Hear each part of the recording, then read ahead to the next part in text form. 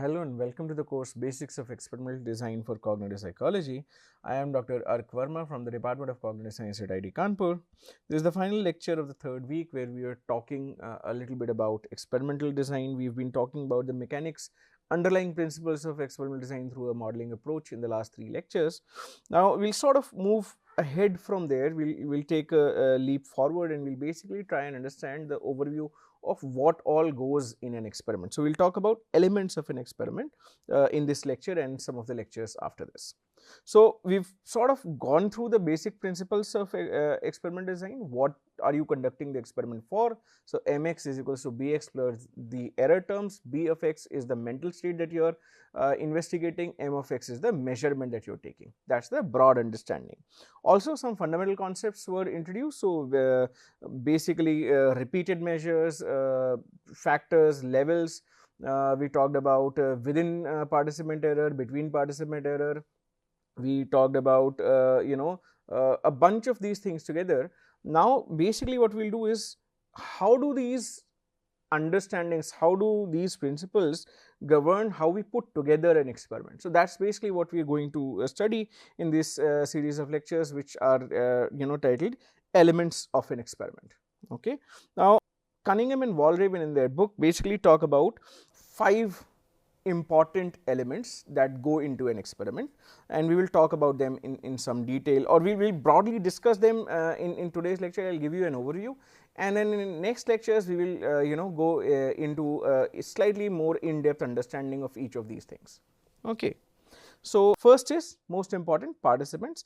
One of the most important questions to answer for an experiment is, what is your target population? Who are you going to conduct this experiment with? Are you talking about undergraduate students? Are you talking about an elderly population? Are you talking about children? What is the group that you are interested in? And where is that coming from? It is coming from your research question. It is coming from what behavior you want to investigate, and what behavior in which people. Say for example, if I am interested in, say for example, how attention is structured. Do I want to look at attention or task switching capabilities in in children, young adults and older people? So, that is basically what decides our participant. Okay. So, once we have decided about our target group, the experimenter will need to ensure that we have a large enough random sampling from that population, so that when we conduct our experiment, we are able to generalize our findings to at least that sector of the population, that overall population. We will talk about this going forward. Another very basic element of an experiment is the task that you have chosen. Suppose you want to study how people understand words, you can use a number of tasks. You can use lexical decision, you can use say for example priming task, you can use semantic decision task, you can use a number of tasks. But again, the kind of task that you are going to use is also driven very closely by the research question and the behavior that you want to study. Okay. So, what task, which variables do you want to study? Say for example, typically in lexical decision experiments, you see that people manipulate frequency, length, they sometimes manipulate the word categories, and the idea is these are all factors. These are factors that are manipulated within this task, which is the lexical decision task, and then you can work with this in the undergraduate population, young adults or older people or younger kids. Okay.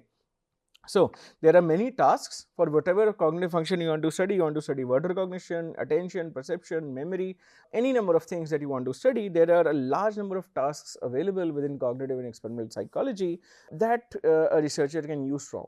Where do you go and find these tasks? Typically, that comes when you are performing your literature search.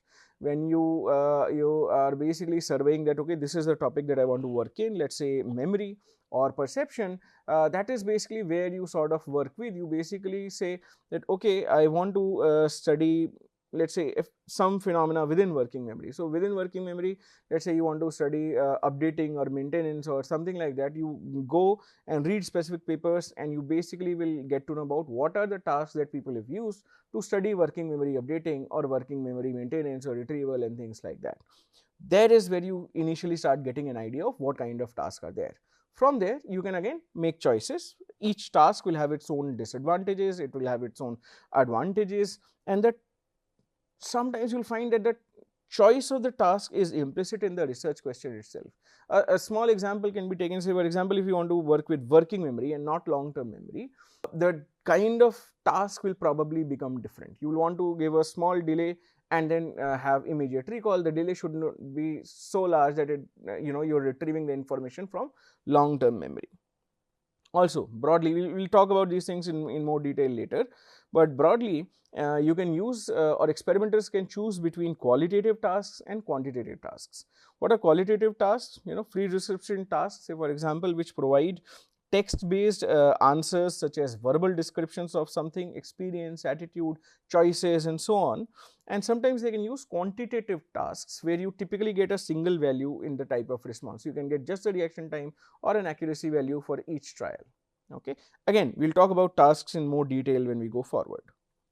Another thing is stimulus selection. What kind of stimuli that you're going to work with? Say for example, you want to study lateralization of face perception. What kind of faces? Caucasian faces, subcontinent faces, male faces, female faces, colored, not colored.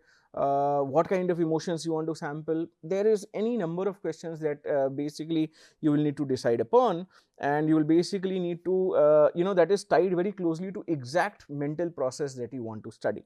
Okay. So, in many perception action loops, there is typically some environmental information, the information about stimulus that forms the input to the participants.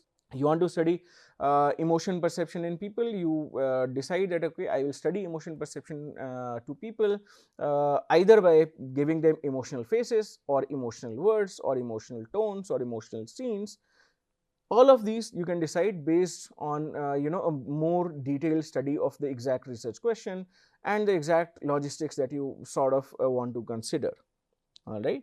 So, so these stimuli can be sometimes visual, they can be auditory, gustatory, haptic even sometimes. So, again, depends on your research question, what kind of stimuli, how do you want to present that stimuli, and so on. So, also, regardless of the sensory modality in which you are going to present your stimulus, the experiments will need to make sure that the information is presented in a highly controlled manner. Remember, we were talking about errors due to conditions.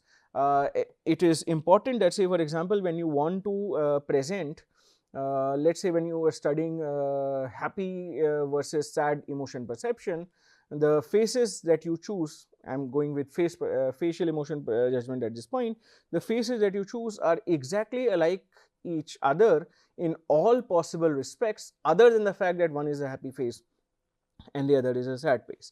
If there is a contrast difference, if there are other differences, even gender differences for that matter or anything, they might have an effect on the B of X, on the mental function that you are trying to approximate through your experiment. All right. So, the information or the stimuli in different conditions have to be exactly as identical as possible, differing solely on the factors that we either know they play they play no role in the task, or we know that this is something that is going to change. So, for example, in some designs you would want to bring in gender as well. So, you have equal number of male happy faces and male sad faces, and female happy faces and female sad faces, and with everything else combined. So, again, the choice of stimulus has to be extremely spot on. How do you present your stimulus? So, for example, what kind of timing, how do you present it, in which order, randomized, non-randomized, ordered, pseudo-randomized, all of those details are also extremely important. It's not just that you select a stimulus and present it in any which way possible. Just running that on the computer does not work. You have to be really cautious about all the other factors that can cause a variation into your participants' performance. Again, something we will talk about in more detail as we go forward. Again, finally, once you've done the experiment, you've got your data, you have to analyze, you basically look at the kind of task you had used, the kind of responses that your task has yielded. So, for example, if you've used qualitative tasks, they will lead to long, verbose, textual answers, and you will need to code them and analyze them. Or you could have used quantitative 2AFC kind of alternative force choice task, which will give you a single value, either 0, 1 in terms of correct, incorrect, or RT, say for example, 500 milliseconds, 600 milliseconds, and so on. Okay. So, these are the 5 elements of the task that Cunningham and Walraven talk about, and we will go into detail of all of these, most of these, if not all of these, in the future lectures. Okay. Now, the first thing that they talked about was this idea of participants. Okay. So, let us talk a little bit about participants and how do we select participants for our experiments. Now, the exercise of selecting participants for our experiments is referred to as sampling. More formally, sampling refers to the selection of people to participate in a research project, in an experiment, typically with the goal of being able to use those people to make inferences about the larger group or population, to test hypotheses about how the larger population behaves. The larger population, the larger group of people that you want to sort of study, generally you want to have some idea about, is called the population, and the smaller group from that population that you select is called the sample. Sampling is this exercise of selecting these people. Okay. So, I hope these three things are clear. Now, does any sample work? Do I pick up anybody randomly from this? Do I not care about sample population level characteristics and so on? No, we do. What we need actually is a representative sample. And what is a representative sample? A representative sample is a group of people that you've selected that broadly approximate all the population level characteristics. Okay. So, the characteristics of the sample should broadly be equivalent to the characteristics of the population. That is why when you conduct your experiment on the sample, you can say something about the population as well. Okay. So, a representative sample of the population of students at a college or university would contain the same proportion of men, sophomores, engineering majors as are in the college itself, and as well as being roughly equivalent to the population in every other possible. So, socioeconomic status, intelligence, this, that, you can think of any number of things, and all of those population level characteristics you will hope that are similar in your sample and in the population at the same time. Now, let us talk about techniques of sampling. Broadly, one of the major techniques of sampling, under which there are a few others that we will talk about, is probability sampling. What is probability sampling? Here, steps are taken to ensure that each person in this overall population has a known chance of being selected to participate in an experiment. So, there is no bias from the part of the experimenter to select, okay, in my experiment only these people will be there. Everybody in the overall population has a known chance that, okay, this is the probability that anyone can be selected. Okay. As this likelihood, as everybody's probability of being selected in a sample increases, the likelihood of the sample being representative increases, as is the ability of the sample to say something about the population. So, if the sample is more representative, the ability of us to say something about the overall population is also is also higher. Now, first is simple random sampling. This is the most basic form of probability sampling, is the simple random sample. The idea is to ensure that each person in this in the population frame, in this overall population, has an equal chance of being selected. Okay.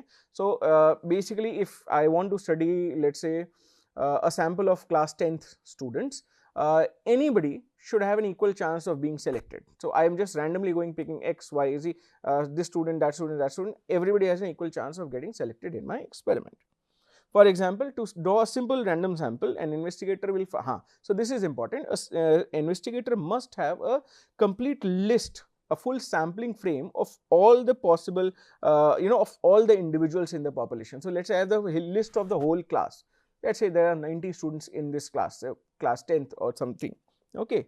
Similarly, at the population level, there are things like voting registration, which can be used as a sampling frame, or telephone numbers of all the households in a given geographical location may be used, and you randomly pick from within that frame. So, here is a list of everybody in class 10th.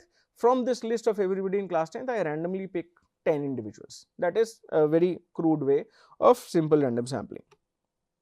Now, there can be systematic random sampling as well. For example, if the list of names on the sampling frame is itself known to be, if it is in a random sequence, let us say randomly varying on some criteria or characteristic, then a probability sampling procedure known as systematic random sampling can be used. How is this done? For example, if you want to sort of see, in the earlier one you are just randomly picking this person, that person, that person. If you know that this is all randomly distributed and so on, what you can do is you can say, okay, I want to select 10 people from this 100. So, every 10th person I will select, every 10 person. So, I choose a number 10, pick the person corresponding to roll number 10, let us say. roll number 20, roll number 30, roll number 40. So, this is called systematic random sampling, because I have a sense that the population level characteristics are anyways randomly distributed in the class. So, that is systematic random sampling. We talked about simple random sampling and systematic random sampling. Now, most of the times when you are looking at the population has subgroups, it has sections. These sections which differ from each other in specific criteria. For example, age differences, gender differences, ethnicity differences, IQ differences if you are interested, socioeconomic status differences, and so on. So, when you want to sort of say something about the overall population, and these are the characteristics within the population that are interesting for your research hypothesis, for your question, then, and you are expecting the measure to be different across these subgroups, it is sometimes important that you be wary of these subgroups. You select your samples in such a way that individuals are equally sampled from each of these subgroups, so that you have a overall representative sample. This kind of subgroups are referred to as different strata of the society, and the sampling procedure is referred to as stratified sampling. Now, researchers can use something called proportionate stratified sampling, where basically what you are doing is you have the frame of all people within each strata. So, how many, say for example, how many people from age group this to this, that to that, and so on are available, and you have the full thing.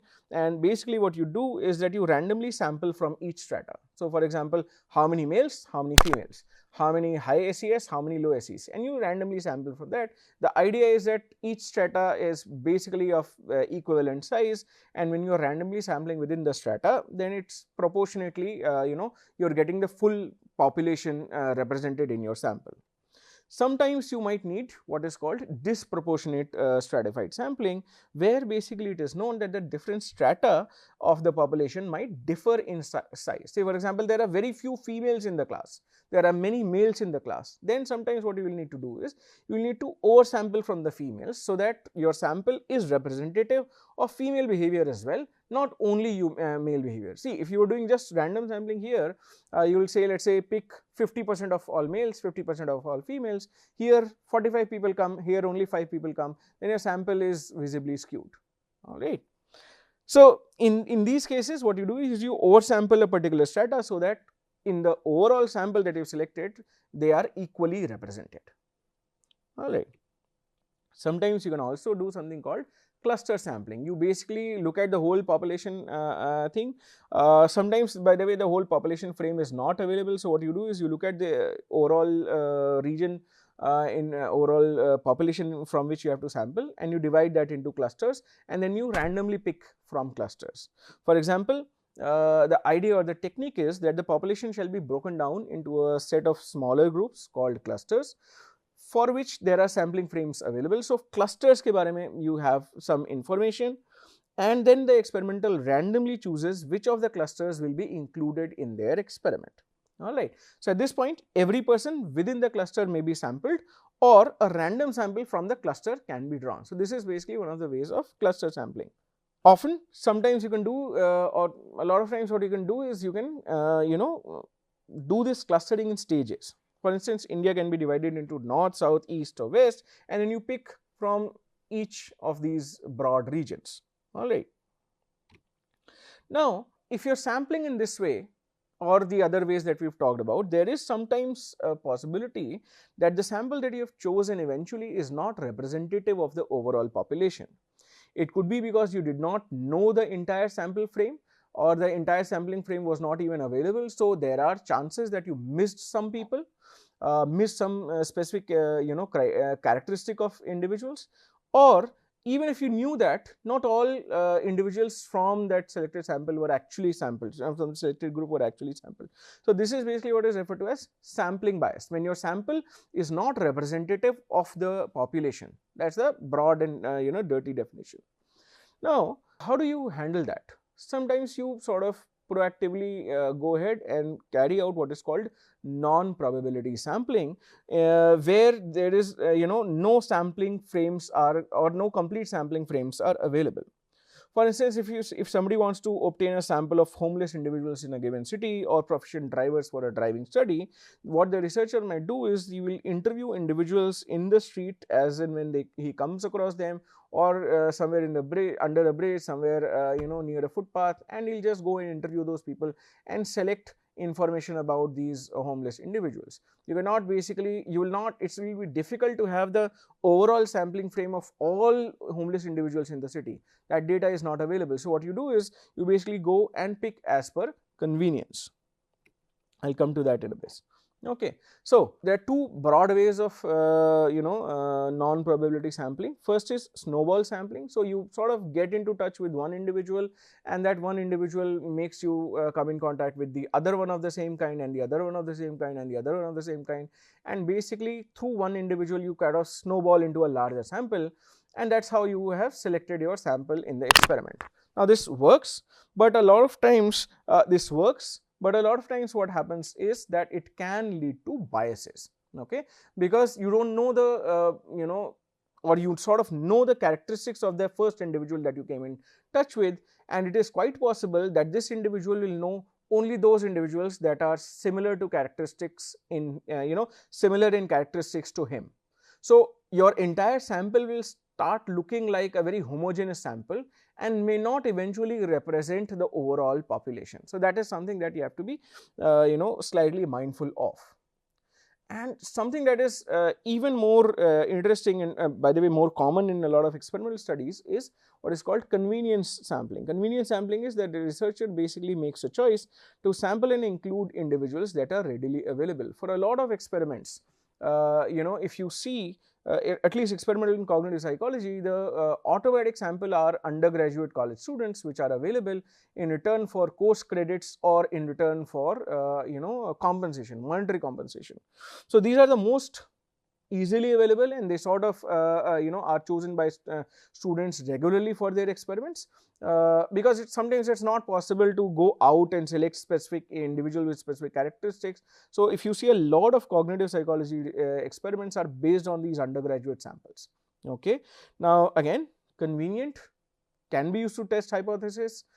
Anyways, is the engine of most of cognitive science research in the world, but it has to be understood that this limits the ecological validity of the overall results, okay, because your samples are not representative in the real sense of the word. It does not include all set of the population, all demographic characteristics, variations and so on. But it's sort of in that sense will limit the ecological validity and generalizability of the results, but is again something that is very heavily followed in the experimental psychology literature. So we talked about sampling. Now another very important thing that you will see in journal articles is participant characteristics. Depending upon your research question, depending upon the task that you have chosen, you have to also be mindful of the characteristics of the participant that you want to include. So for example, in typical cognitive psychology experiments, you will read this statement: all participants were right-handed with the normal or corrected to normal vision, because you want to exclude, you have exclusion criteria. If your task is a perceptual task, you do not want people with less than normal vision, because it might have an effect on your experiment and findings and interpretation, and will basically be a cascade of issues. Also, left-handers, for example, are infamous for a lot of individual differences in literality studies. So most of these studies you will see will have either only right-handed or an equal sample of right-handed and left-handed individuals, although handedness sort of varies across a continuum, and there are a bunch of things that we can talk about there. Also, you decide inclusion and exclusion criteria. For example, in language switching studies, for the most part, people used to use only high proficient and low proficient people as groups. More recently, what has happened is people basically take a large number of people, use proficiency as a continuous variable, and sort of work with that with the regression designs and so on. Okay, so these are some of the important criteria that you have to keep in mind when you are talking about how to select the ideal participant for your experiment. I will stop here. In the next lecture, I will talk about other issues related to task and so on. Thank you.